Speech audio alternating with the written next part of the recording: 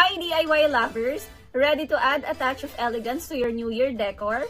Join us as we craft a unique, charming wreath using King Yang's black, gold, and silver narrow ribbons.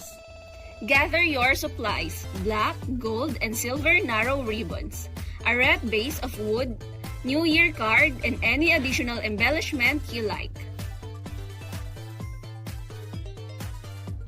Follow our step-by-step guide. Wrap the ribbons around the wreath base, alternating colors for a stunning effect. Add your personal touch with decorative elements. Embrace the elegance of the new year using King Yang's DIY inspiration. Share your creation using King Yang ribbons. Happy New Year! and let's welcome the New Year with style!